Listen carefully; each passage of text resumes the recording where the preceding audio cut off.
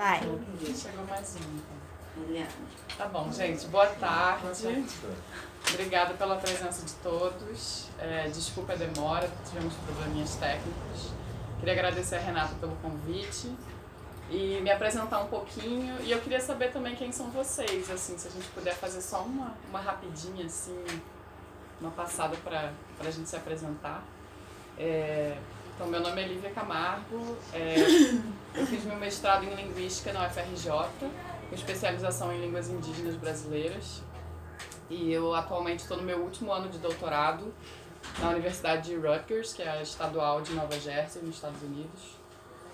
E minha pesquisa sempre teve foco em línguas indígenas, mais especificamente em línguas da família Pano, que estão distribuídas no Brasil. Elas estão no estado do Acre e um pedaço do Amazonas, e elas também são faladas no Peru e na Bolívia. Essas duas línguas que eu estudei são faladas no estado do Acre. E, além disso, eu faço um trabalho de documentação linguística, que é o que eu vim falar com vocês aqui hoje. O que é documentação, como é que a gente faz. E esse projeto de documentação linguística é uma parceria do Museu do Índio, que é da FUNAI, com a Unesco. E esse projeto que eu estou trabalhando agora é a documentação de uma língua de um povo de recente contato, que vem sendo chamado de povo do Xinani, por falta de uma autodenominação. A gente vai falar um pouquinho sobre isso. Mas eu sou coordenadora desse projeto de documentação, e anteriormente eu coordenei o projeto de documentação da língua Yawanawá, que também é uma língua da família Pano, também falada no Acre. Será que a gente pode pegar 5 minutinhos assim, só para vocês me dizerem quem são vocês e por que vocês estão aqui? Bom, vou então começar pela Marta, que adora falar em público. Quer me apresentar, Renata? Rapidinho. Pode. Ah, não, gente. Eu não Pode sei falar. de mim. Eu sou uma moradora recente, eu estou aqui de Intrometida, eu moro aqui há 8 meses, sou de Campinas, sou formada em Sociais, trabalho aqui em Guarani, do litoral paulista. Moro de fora até conversar sobre isso. Mas tenho trabalho de design, de roupas, acessórios, tenho uma parceria hoje no Tapas Florencio e tô aqui, vivendo aqui nesse lugar maravilhoso. Vamos ver minha aventura aqui. Minha mais recente aventura. Agora, Virgílio. Eu vou resumido, né? Sou professor de História, aposentado, né? Mas a minha área é História Econômica, né? E aí me aposentei, estou morando aqui há 2 anos e meio, e aí aproveito bem a vida daqui da cidade, né? A vida cultural é ótima. Aí estou fazendo esse curso com a Renata, de Filosofia e Arte, achei legal. E aí estou aqui para ouvir sua contribuição aí. Luiz Carlos. Luiz Carlos. Eu já moro aqui há muitos anos, vim do Acre para cá, quer dizer, eu sou carioca, mas vim do Acre para cá. Eu também. Eu sou de origem tupi, minha orelha e meu irmão. Minha família doou os estudos da família do meu pai para o Museu do Índio. E lá no Acre eu conheci a tribo Campa, conheci parte da tribo Campa, gostei muito. Batizei meu filho de Turian, que era um Campa, não sei qual é a língua Também dele. conhecidos como Axanica. Os Campa, não sei a língua deles. E vim morar de lá para cá, moro aqui há muitos anos, e eu sou professor de música e sou terapeuta corporal e acupunturista. E eu e minha esposa nós temos uma escola particular aqui há muitos anos, de ensino fundamental para criança, do infantil até o fundamental, primeiro, segundo. E é lógico que me atraiu, até porque eu vi um vídeo um tempo atrás de um antropólogo também sobre um conflito de 2 tribos pequenininhas que se encontraram e os filhos não puderam casar por conflitos culturais. E quando eu li ali coisa recente, falei, vou lá, porque também, com certeza vou aprender alguma coisa também. Obrigado. Bom, depois a Lia. Sou a Lia, aqui todo mundo é muita coisa, né? Advogada, educadora ambiental, mestre em práticas sustentáveis, e coordena a Casa dos Saberes, que é uma incubadora de projetos voltados para a sustentabilidade, agroecologia, cultura, educação e por aí vai. Legal. Oi, sou Carla, sou bióloga, sou educadora ambiental e adoro muito esses assuntos das ancestralidades do nosso povo. Eu sou Eliana Jussara, eu sou professora de português, de literatura, sociologia urbana e direitos humanos. Eu estou aqui há 5 anos, vim para cá e vim especialmente hoje porque a gente assistiu, foi passado lá no Cineclube Lumiar, dois filmes já sobre os índios recentemente, e as informações que foram levadas pelas pessoas que apresentaram os filmes são muito interessantes, sabe, assim, a gente desconhece esse mundo, né? Mário Macena, historiador com especialização em conservação e restauração de bens culturais. Também sou artista plástico, arte educador e atualmente estou me debruçando sobre a obra do Viveiro de Castro e o conceito de perspectivismo ameríndio que me interessa muito. Muito legal. Também sou fã. Celso. Eu sou Celso Bonfim, sou artista plástico, escultor, sou repórter cinematográfico e me dedico a documentários, né? Produzi alguns documentários. E essa questão da comunicação me interessa bastante por conta dessa parte, por conta da pesquisa que a gente faz no subconsciente, né? Através das heranças, né? Que está no DNA. Então, existe eu tenho uma vontade de entender um pouco mais sobre as coisas de comunicação, né? Beth. Eu sou Elizabeth Pereira, advogada, aposentada e moradora daqui e gosto muito das atividades que a Casa dos Saberes, admiro profundamente as atividades da Casa dos Saberes e esse curso aqui que a Renata está implantando aqui, principalmente porque eu adoro filosofia, leio bastante e tenho muito interesse de participar de todas as atividades culturais que estão sendo feitas aqui na cidade, como ele faz cinema e tal, e eu gosto muito de participar dessas atividades que eu acho que são assim muito legais, muito legais. Bacana. Tá? Agora tá aparecendo ele? Tá. Meu nome é Carlos Caldas. Meu título principal são dois títulos. É o de ser pai da Lia Carla, o primeiro. O segundo, ser marido da Elisa. Na minha vida profissional, eu fui médico, sou ainda, né? Sou médico, fiz especialidade de cirurgia plástica durante muitos anos no Rio, em Niterói. E agora estou com uma vida mais calma e me dedicando mais ao estudo da arte. Mas já foi crítico de arte também. Hein? Já foi crítico, né? Professor de arte. Você foi formado, professor de arte, já escreveu também, já fez crítica de arte. Obrigado. Sem lembrar. E você? Eu sou Elisa Marconi Caldas, professora aposentada de História, Geografia, Ciências Sociais, né? E simplesmente só isso. Bom, vou falar um pouquinho então de esse trabalho de documentação, que é o que eu tô mais focada ultimamente. Eu tô trabalhando com o povo do Xinani, e eu não sei se essa imagem é familiar para algum de vocês, mas esse vídeo viralizou no YouTube há poucos anos atrás. Se vocês olharem ali, tem mais de 20 milhões de visualizações hoje em dia. E esses dois peladões são o China e o Tirimaco, e eles estão fazendo contato em 2014 com justamente os Campa, que são mais conhecidos como Axaninca hoje em dia, no Alto Rio Envira, no Acre. Eu vou mostrar para vocês no mapa onde é que fica isso. Mas isso foi assim um evento da história recente do Brasil, do mundo, que foi importantíssimo. E muito porque desde a década de 80, desde a nossa nova Constituição, que a FUNAI tem uma política de não fazer contato com povos isolados. Se os povos estão em isolamento voluntário, a política da FUNAI é: a gente vai monitorar o território, a gente vai fiscalizar, a gente vai fazer sobrevoo para monitorar a migração deles, para garantir os direitos, mas a gente não vai fazer contato, porque é histórico dos contatos da FUNAI.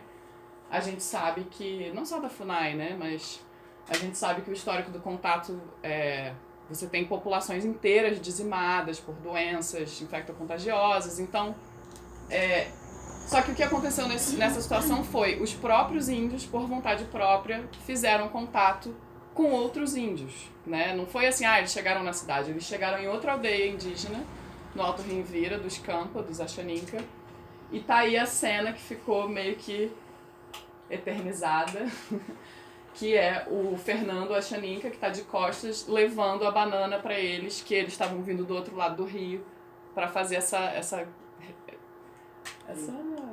recebimento deles, né? Eu vi esse vídeo. Esse vídeo é... Muito interessante.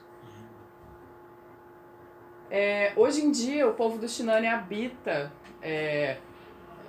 as cercanias da base de proteção etnoambiental Xinani, que é essa casinha aí, né? A gente fala esse nome, é uma casinha de madeira na beira do rio, no Alto Rio Envira. E ela já existia antes dos índios saírem, né? Ela é uma base antiga da FUNAI, que é uma coordenação técnica local, mas que ela fica num ponto estratégico, bem pertinho da fronteira com o Peru, a 20 quilômetros da fronteira com o Peru. E ela sempre esteve, né? Ela é uma base de monitoramento desse território de índios isolados. Antes só tinha índio isolado. Então, os servidores da FUNAI que trabalhavam lá estavam trabalhando com monitoramento, faziam comunicação por rádio, às vezes faziam uma expedição para procurar vestígio, porque a gente precisa de evidência, né, que há índios isolados naquela área para você assegurar, né, a proteção do território. Então, eles faziam esse tipo de trabalho. E, de repente, saíram os índios. Então, agora ela é uma área de índios isolados e recente contato. Então, o trabalho da FUNAI, por um lado, também é bastante experimental, porque, de novo, desde os anos 80 que não existe um protocolo de contato, porque não se faz mais contato, né? Então, tá aí a base, e os índios, desde que saíram, começaram a fazer as casinhas deles ali ao redor, do outro lado do rio, um pouquinho mais para baixo, ali do lado. A população é muito pequena, é uma família. Eram 6 irmãos, assim, mais velhos, seus 50, o mais velho deve ter seus 60 e poucos anos, e seus filhos e netos. É um grupo bem pequeno. E eles ficam aqui, ó. Dá pra ver que é bem no meio do nada mesmo, né? Assim, é só floresta por muitos dias no entorno. Para chegar lá, essa época que é verão amazônico, e o rio tá bem seco, né? A gente tem que subir de canoa pequena, e foi uma viagem de 5 dias. Subindo o rio, dormindo na praia, e é bem gostoso, assim, eu gosto. Conforto, né? Conforto não tem, não. Mas se você gosta de mato, é um sonho, assim, de viagem, é muito legal. E no inverno o rio tá bem mais cheio, tem muito mais água, e se você for de canoa pequena dá pra ir mais rápido, mas geralmente a gente vai no barco grande e leva também entre 5 e 7 dias pra chegar, é bem longe. A gente vem aqui por Feijó, que é uma cidade, sobe o rio Envira até bem perto da fronteira peruana, que é onde fica a base. Aquilo ali você faz tudo de barco? Tudo de barco, de Feijó até esse ponto vermelho. Aquele outro ponto azul é a localização dos índios Yawanawá, que era com quem eu trabalhava antes, mas você vê que eles estão bem pertinho da estrada, né? Aquela linha amarela é a BR-364, que liga Porto Velho a Rio Branco. Porto Velho não, Rondônia a Rio Branco. Tá, índio, a gente fala, língua pano. O que é língua pano? Bom, Pano é o nome de uma família linguística, assim como a gente tem, né, línguas românicas, línguas eslávicas, é uma família linguística com várias línguas. Que a gente conhece, são 32 línguas. O que eu faço com isso aqui?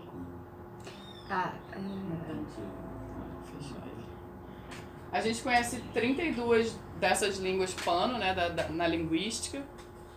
Agora, muitas delas já foram extintas e hoje em dia são 18 línguas que sobrevivem. Só que 6 delas já estão numa situação são moribundas mesmo, a gente fala, né? As línguas morrem e muitas delas já estão com a transmissão assim, intergeracional bastante afetada. As crianças não falam mais a língua.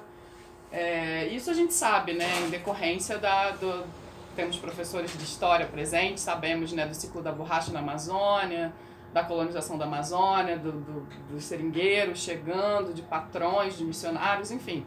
Todo esse contexto histórico amazônico que levou as populações indígenas a perderem muito, né, das suas tradições e das suas línguas. Então, a documentação linguística entra também, né, dentro desse contexto de pressão, né, da sociedade majoritária sobre as línguas minoritárias. E aí a gente tem um mapa distribuição mais ou menos das línguas pano ali entre o Brasil, Peru e Bolívia. Tá. Aí aqui a gente tem eu coloquei isso mais como ilustração, não vou entrar em detalhes, mas é meio que uma árvore genealógica assim, dos subgrupos e dentro dessa família. Só para vocês terem uma ideia, o Shipibo-Conibo é a língua com o maior número de falantes, a língua pano, que é falada no Peru. Tem entre 30 e 40 mil falantes. Então, dentro da família é uma língua gigante. O Matsés, o Kaxinawá, o Jaminawa, o Caxibo, o Marubo e o Tchacobo têm mais de 1000 falantes cada uma.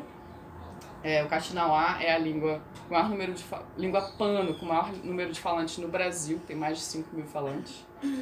Mas todas as outras línguas pano são consideradas ameaçadas. Por exemplo, o Zé Wanawá são 800 hoje em dia, mas menos de 1/4 da população é falante da língua. Então você vê que realmente estamos num processo de extinção, né? E o que isso significa dentro de um contexto Brasil, né? A gente está muito focado nas línguas pano. Se a gente der um zoom para fora, assim,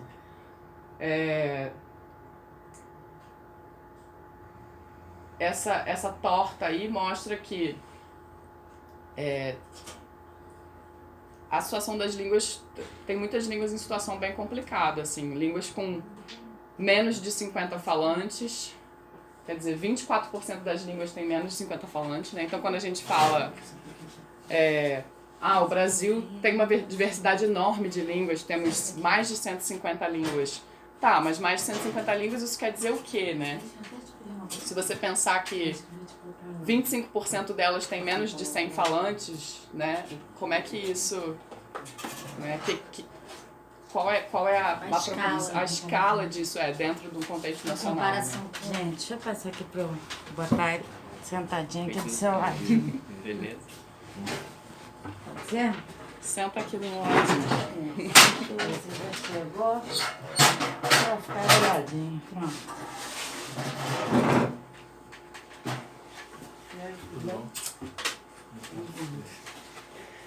Então, assim, só para vocês terem uma ideia que essas línguas com mais de 1000 falantes, por exemplo, como a gente viu, né, o caso de algumas línguas pano, são uma minoria, 15% dessas línguas indígenas todas do Brasil, né? Então, tudo isso para falar da necessidade da documentação, né, que a gente vai chegar nela daqui a pouquinho. Então, a gente está falando de documentação. O que é documentação linguística? Bom, a gente chama de documentação linguística o registro sistemático, né, de exemplos de uso de uma língua. A gente quer chegar numa comunidade e entender como é que você usa essa língua. Você tem conversa no cotidiano, você tem discurso, palestra, você tem canto, você tem canção de niná, você tem, sei lá, pagelança, tem festa. Então, a gente quer entender todos esses contextos culturais, situações de uso da língua, e a gente quer registrar isso visando criar um acervo digital, uma biblioteca, né, dessa língua. E claro, com um corpus anotado, a gente quer transcrever isso, traduzir, entender melhor essa língua, mas ao mesmo tempo ter ali um grande acervo variado de situações de uso dessa língua, né? Então, o que eu faço enquanto linguista que está documentando uma língua? Eu quero colher dados, né? E eu vou sempre fazer a anotação sistemática desses dados. A gente vai falar um pouquinho o que é anotação nesse caso. E o arquivamento. Então, a gente está trabalhando com museu, com biblioteca, e a gente tem todo um sistema bonitinho de arquivar esses dados para conseguir acessá-los depois. Então, quando eu estou em campo, eu estou fazendo gravação. Eu trabalho junto com os falantes nativos da língua, né? Fazendo transcrição e tradução daquele material que parece mais relevante, né? A gente sempre tem muito mais coisa gravada do que transcrita e traduzida. Mas a gente vai dando prioridade para certas coisas e vai trabalhando com isso, mas é um trabalho eterno, assim, você pode passar a vida fazendo isso. E aí os resultados imediatos que a gente tem, corpos de ocorrências de fala, né? Como eu falei, essa grande biblioteca, com anotações metalinguísticas, que quer dizer, a gente sempre coloca junto com o arquivo quem são os falantes envolvidos, quem é o pesquisador que está fazendo essa gravação, qual é a situação, isso aqui é o cacique que está dando um discurso, ou isso aqui é uma pagelança para curar a doença de tal pessoa. Enfim, então sempre esses rótulos, eles acompanham qualquer coisa que você grave para a gente poder ter acesso a isso depois, como numa biblioteca, né? Então a gente tem 2 métodos principais de coleta de dados, 2 tipos de dados. São os dados naturalísticos e o outro são os dados elicitados. Dados naturalísticos por exemplo, isso aí. Se eu estou fazendo um vídeo das meninas do Xinani catando ovo de tracajá, ovo de tartaruga, na praia. E elas estão conversando e rindo e tirando os ovos de tracajá, isso é um tipo de dado naturalístico. Ele está acontecendo ali e eu simplesmente pego a câmera e vou atrás filmando. E o dado elicitado é outro tipo. Então, por exemplo, vamos dizer que eu preciso de uma lista de palavras. O produto principal, final desse meu projeto é um dicionário Xinani português. É um dicionário digital, com som da palavra, com imagem e tudo mais. Tá ficando super legalzinho. Mas, então, para isso eu preciso de uma coleta sistemática, por exemplo, de lista de palavras. Então, como é que a gente faz isso, né? Geralmente é simples. Eu sento com você e falo assim, como é que fala mouse na sua língua? Como é que fala água? Como é que fala fogão? Como é que fala não sei o quê? Só que com esse pessoal, por eles estarem com contato tão recente, não sei se vocês lembram, mas eles fizeram contato em 2014. Então tem 5 anos que eles saíram do mato. Eles não falam português, não tem ninguém que fale português. Você tem que chegar lá e falar com eles na língua deles. Esse é o parceiro que trabalha comigo, ele é servidor da FUNAI, e a gente está aí fazendo uma entrevista com a Vadu, que é essa moça do povo do Xinani.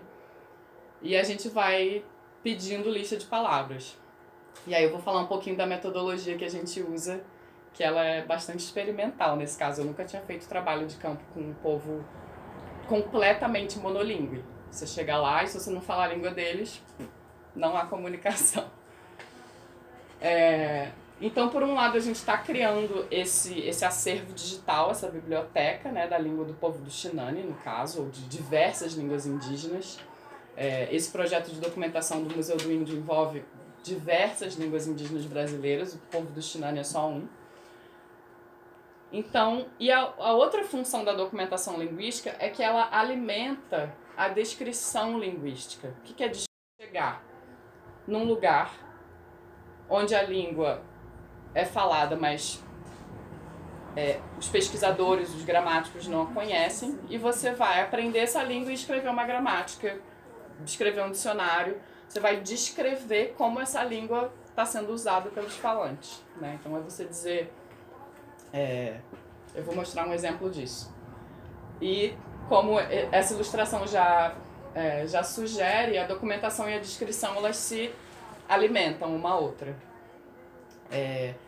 Então o que eu quero dizer por descrição linguística? Bom, ela é a investigação aprofundada de um sistema linguístico, no caso uma língua, visando a produção de uma gramática, um dicionário, uma coletânea de textos. E basicamente quem vai ler isso são os outros linguistas, ou são os antropólogos, ou são outros pesquisadores que estão interessados em língua, né?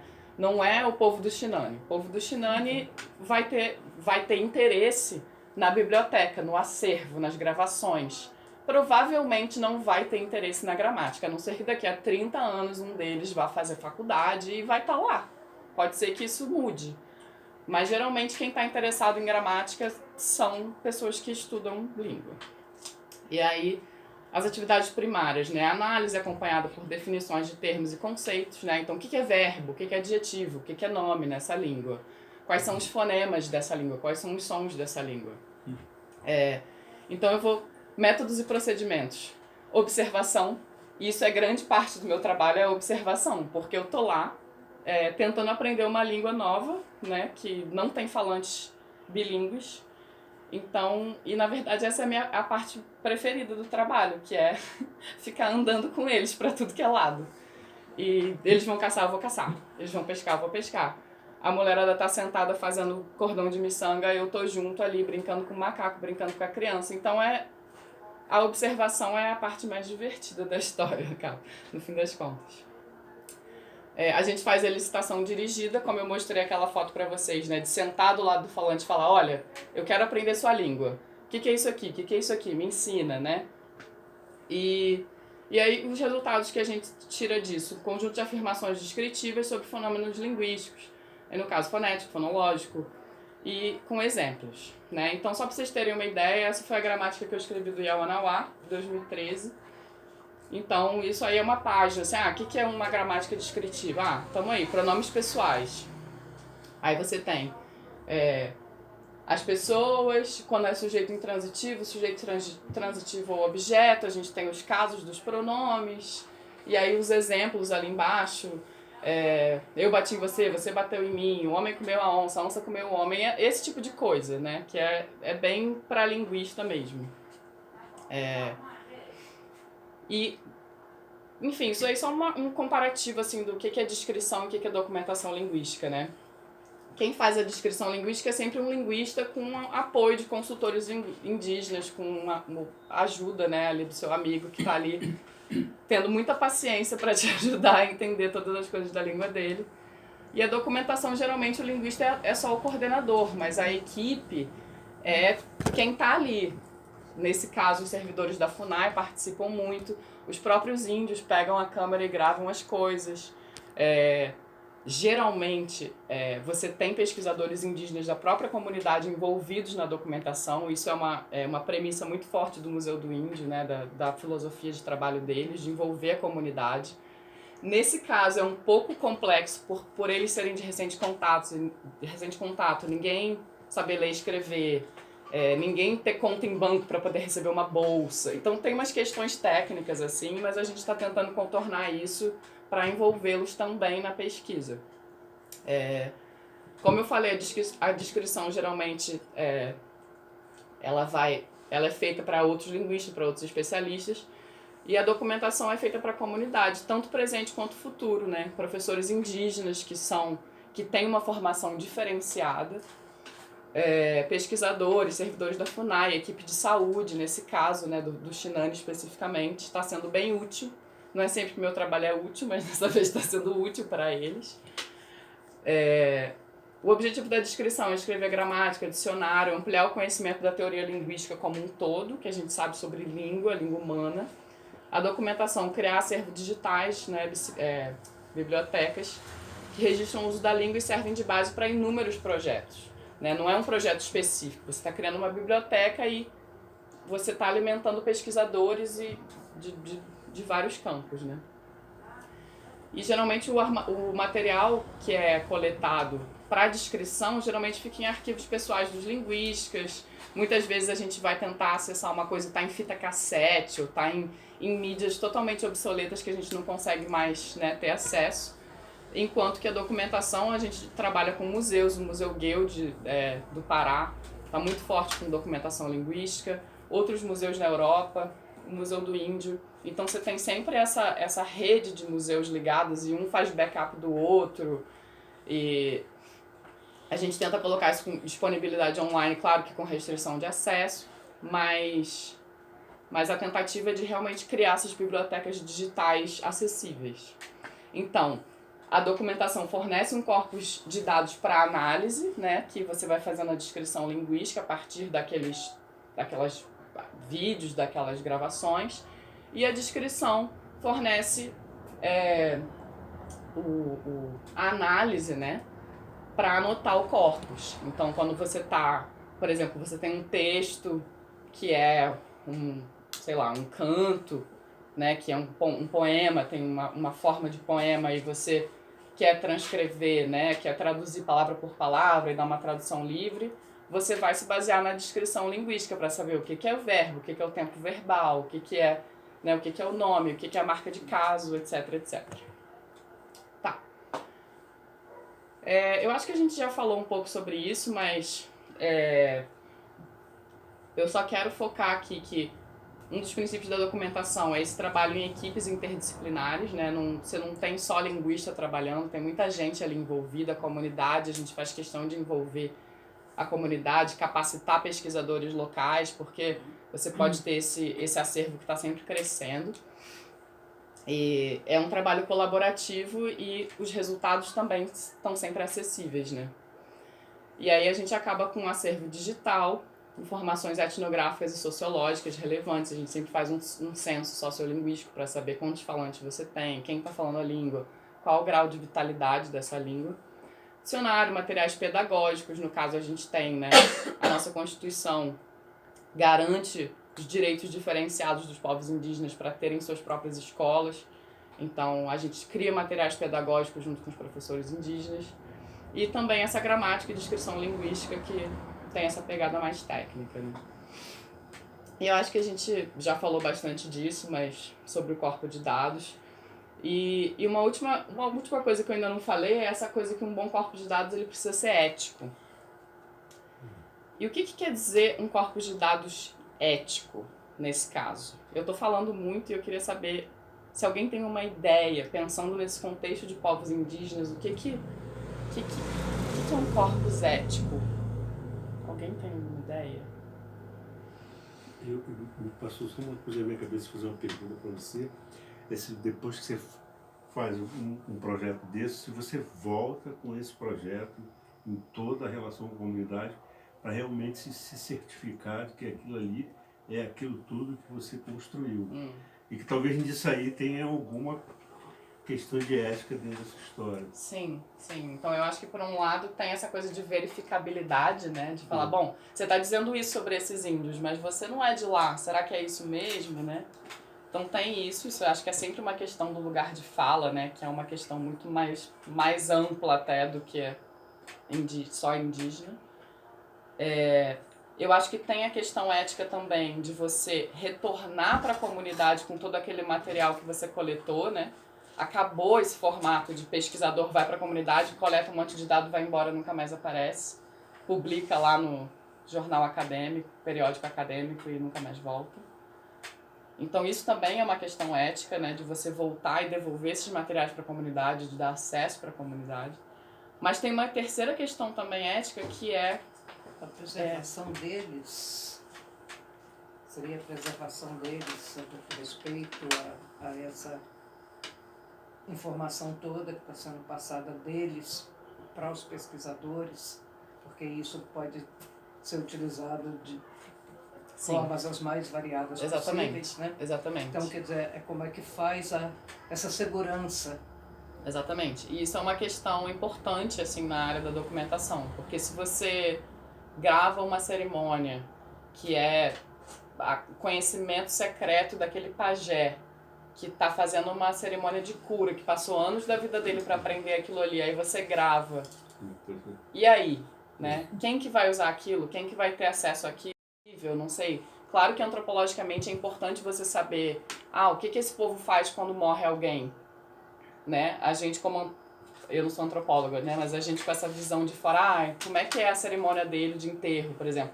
Mas a gente tem que pensar que, né, são seres humanos que estão ali passando por por um momento difícil. Então, tem toda essa questão também do que você grava, do que você torna público, do que você coloca acesso restrito, tem muitas questões. Eu fui aprender isso na sexta-feira, no Dia Internacional Indígena da ONU, e aí o índio que veio do Recife, é da tribo Funiô, e ele estava recepcionado pela Beth Medeiros, que é uma pessoa que está envolvida com os índios.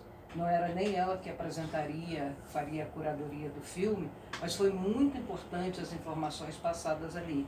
E ele deu esse dado, por exemplo, tem uma cerimônia que é da tradição deles e, por exemplo, o padre, né, porque eles têm uma capela lá, então o padre pode ir nessa cerimônia até o meio-dia, depois todos têm que sair e ficam só eles que vão para um determinado local, e aí o branco não tem acesso a essa informação.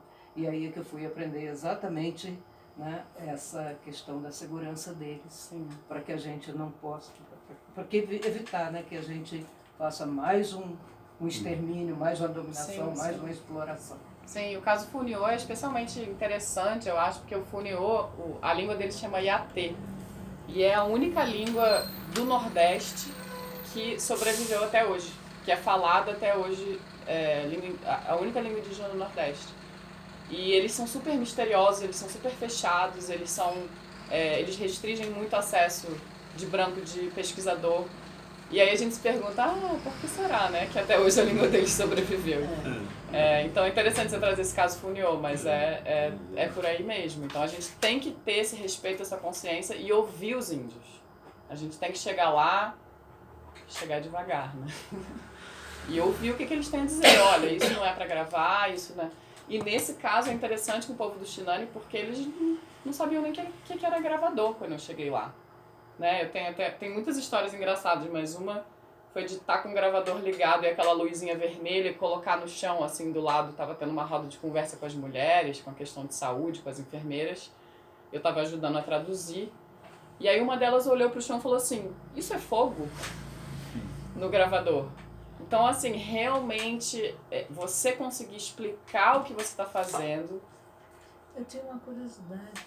Vocês, antes de começar todo esse projeto, todo esse trabalho, vocês conversaram com eles sobre o que está sendo produzido, se eles concordam com isso, se eles querem divulgar a cultura deles?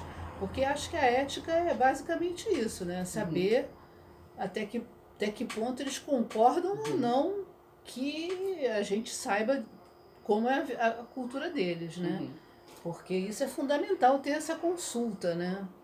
Ótima pergunta. Acho que essa que é a ética. Sim, isso... O respeito a eles, né? Com certeza. Então, mais uma vez, a situação de recente contato é especial, eu vou falar um pouco sobre ela, mas sim, isso é a premissa básica. Você vai começar um trabalho de documentação, você faz uma reunião de anuência com a comunidade, porque todo mundo tem que estar lá presente, os caciques, quem manda, quem quiser estar junto, para você explicar, né, em que consiste aquele projeto e você ter anuência, né, acordo da comunidade para falar, sim, beleza, nesses termos a gente aceita que você faça a sua pesquisa aqui, nesses termos a gente aceita que você grave, você vai poder gravar isso, você não vai poder, isso é sensível, isso não é sensível, e mesmo assim você vai chegar lá e fazer um monte de besteira, vai levar um monte de bronca do cacique e vai seguir em frente, porque é isso aí mesmo, choque cultural, o tempo todo, 100%. Eles têm noção do que vai ser projetado para a sociedade? Será que eles têm essa noção? Os índios de contato antigo, sim, e a gente está sempre travando esse diálogo e aos poucos, quando você vai conhecendo melhor, né, os costumes, as tradições dele, a cultura, você sendo ético, você também entende que, olha, essa cerimônia aqui eu não vou nem gravar. Entendeu? Exatamente. Porque a gente não vai... Se cair isso aqui, nem gravo. A minha política é essa. Tô aqui, tô presente, mas eu não vou gravar. Então, sempre esse diálogo é necessário. É importante, é crucial acontecer. É o primeiro passo de qualquer projeto. Agora, no contexto de recente contato, porque é um pouco mais difícil primeiro conversar com eles, né? Segundo, explicar. Nossa, explicar muita coisa, né?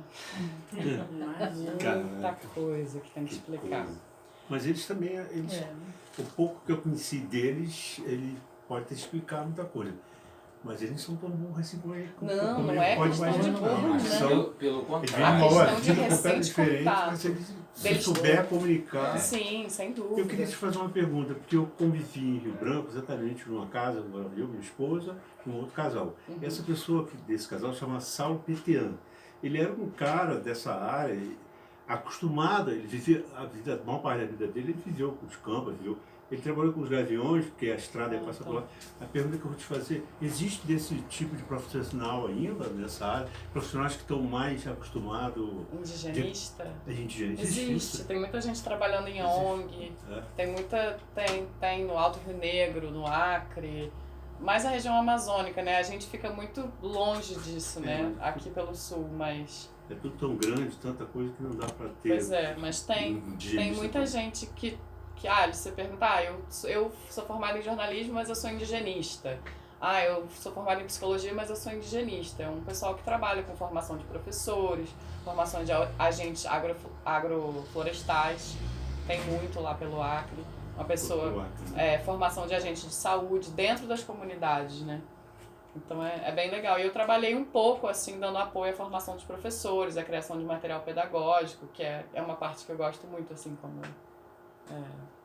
Mas nesse seu projeto não tinha nenhum indigenista? Tem o pessoal da própria FUNAI. Então, também voltando um pouco à sua pergunta, a anuência que foi feita originalmente para esse projeto foi muito baseada na Frente Envira, que é o grupo da FUNAI que trabalha diretamente com esse povo de recente contato. Então, nós conseguimos a anuência deles para esse projeto.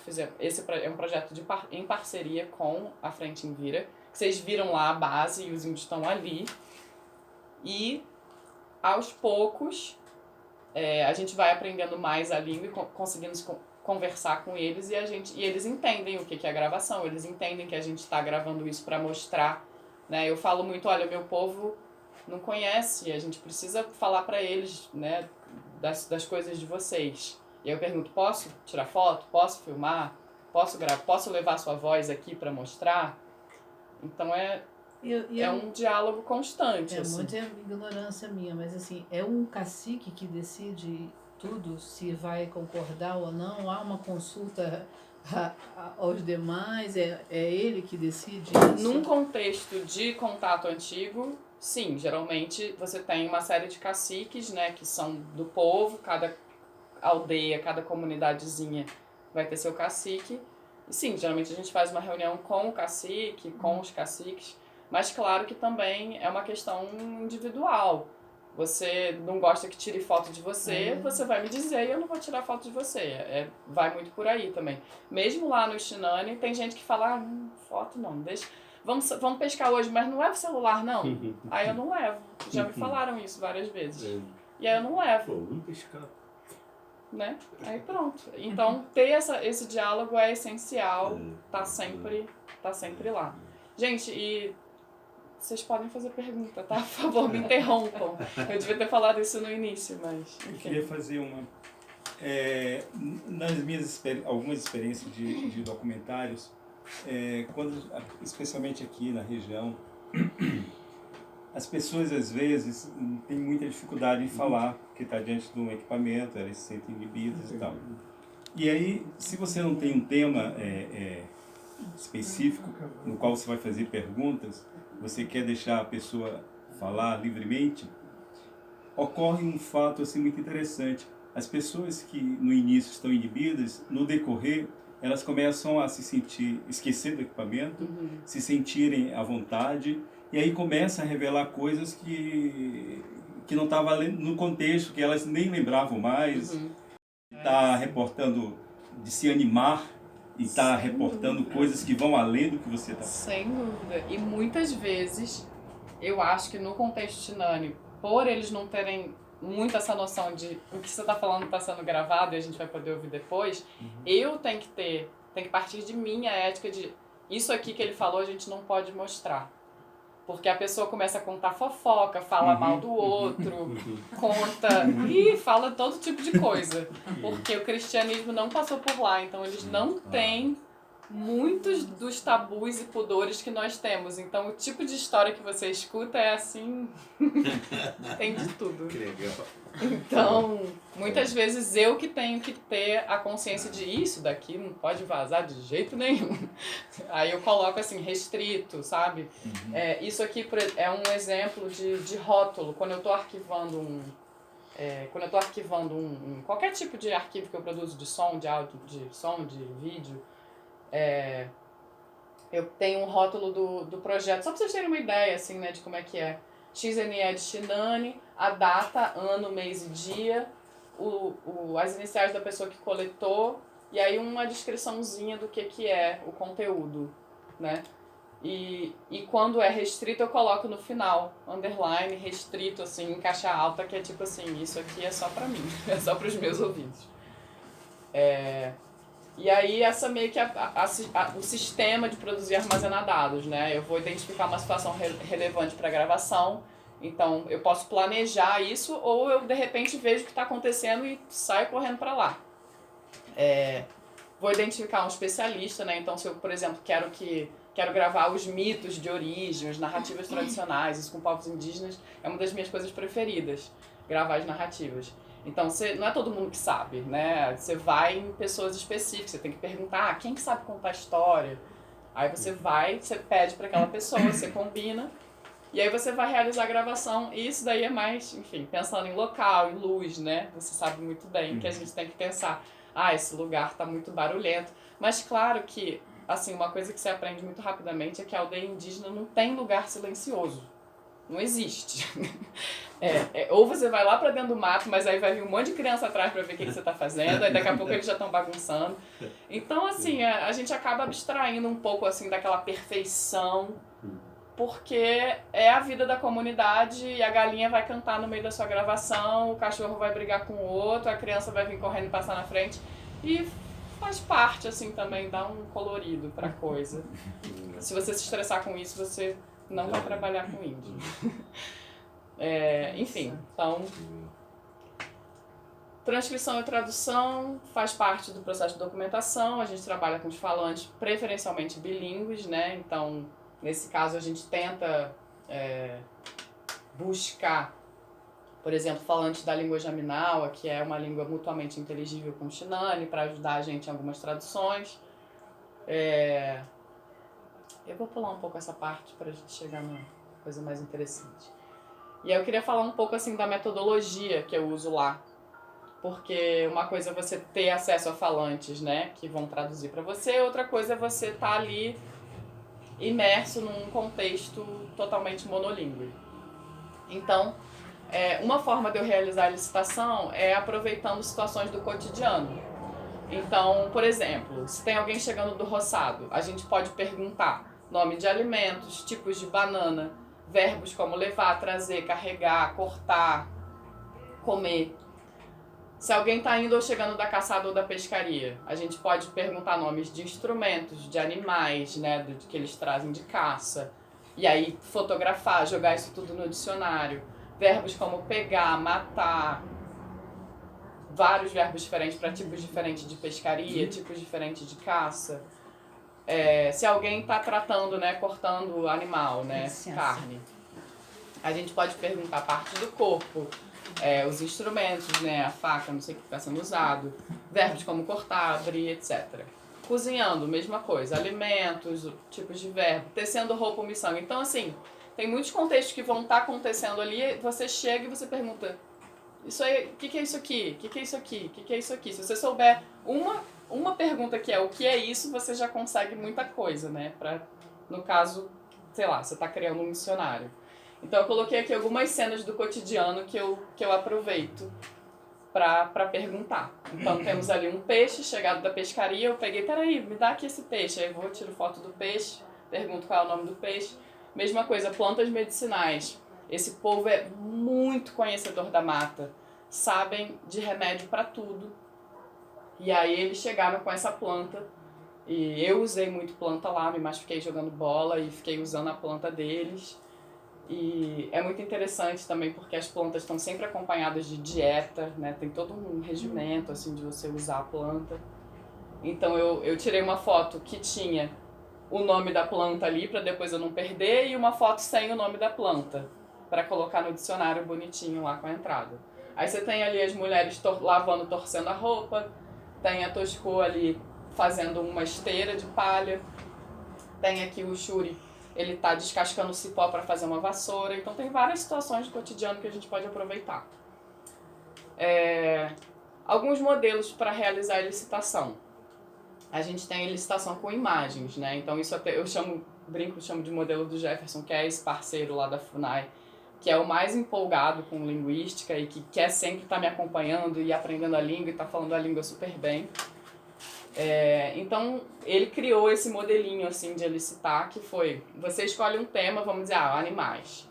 Você coloca lá no Google, animais da Amazônia. Ou, no caso, a gente tem o privilégio de ter internet na base, porque é essa base do governo, né? Ponto estratégico, o exército e tal. Mas, se você não tiver, você vai chegar em campo cheio de livro, de imagem, de revista, de não sei o quê. Você vai levar seus materiais, né? Você vai chamar os colaboradores, nesse caso de recente contato, todo mundo fala a língua, você chama um monte de criança, eles acham super divertido ficar ali. Eles têm muita paciência com a gente falando errado, tem que repetir várias vezes. As crianças são ótimas. E aí você vai perguntando o nome dos animais e você vai anotando. E aí, na hora da sessão de licitação, você vai para um lugar silencioso. Eu coloquei Atsaruru Pochô, que é casa de farinha, que é um lugar que quando não está sendo usado é meio afastadinho assim da aldeia. E aí é o mais silencioso possível, assim, vamos dizer assim. Aí a gente explica o processo e a gente vai gravando item por item com 3 instâncias de cada um. Por que a gente pede para a pessoa falar 3 vezes a mesma coisa? Porque, sei lá, numa o galo canta, aí no outro a pessoa fala meio baixo, aí na terceira ficou bom. Na hora que você vai cortar para jogar no dicionário, você escolhe a melhor que dá. Mas aí muitas vezes é estranho explicar para ele, não, fala 3 vezes. Aí a pessoa, fala 3 vezes. Aí ela fala mais alto, escuta! Aí fala mais alto, aí eu falo, não, isso não tá dando certo. E aí o que o Jefferson fez, que eu achei super legal, eu vou abrir aqui para vocês verem, porque não tá tocando ali direto. Ele, em vez de perguntar 3 vezes para a mesma pessoa, ele pegou 3 pessoas e aí pergunta para um, para outro, para outro. Aí pronto. Aqui novamente com a isso é a gravação dele. E a Tosco. E é interessante que você vê as partes do corpo, que o início da gravação a gente sempre fala os metadados. De 2018. A data, onde você tá, quem são as pessoas envolvidas. Calma. Corpo. Corpo. E aí ele ia gravando com cada um e dava Cabeça. a tradução. Testa.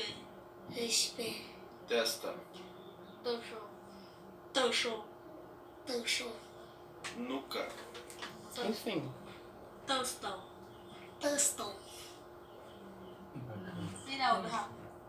Então dá pra ter uma ideia de, tipo assim, esse foi um método que ele desenvolveu e ele dá pause entre um e outro. Então parece que eles estão falando tudo seguidinho, assim, a gravação já fica perfeita. Não, eu queria fazer um áudio dicionário. Ele é todo assim empolgado com o trabalho de linguística, inventa umas coisas legais. Enfim, então isso é uma forma de elicitar. Você tá... Parte do corpo é uma das mais fáceis que tem, né? Que você faz assim, faz assim, faz assim, e o negócio vai embora. E as crianças adoram. E eu acho que eles já estavam fazendo isso tanto que quando eu cheguei lá, as crianças chegavam pra mim, assim, espontaneamente e falavam show, poro, tipo assim, já me dizendo porque... Mas esses aí... Isso é coisa que branco pergunta, entendeu? Esse aí já falava português? Porque ele falou... corpo, nuca... Não, isso era o cara da FUNAI, original. Então, o cara da FUNAI falando com o índio. E o índio entendia ou ele estava fazendo... Ele estava fazendo o gesto. Ele apontava pra cabeça. Tá. Aí ele falava bapô, bapô, bapô. Aí ele falava cabeça. Porque é só o áudio, né? Então depois ele falava